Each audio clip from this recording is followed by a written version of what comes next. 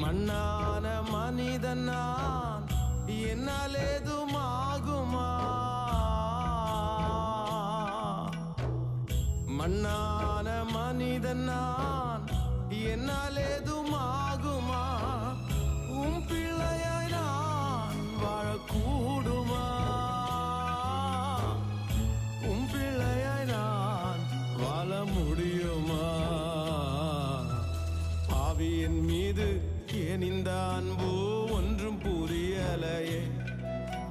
சித்தம் என் மீது வைத்திட்ட பின்பும் வாழ தெரியலையே, இன்னும் வாழ தெரியலையே.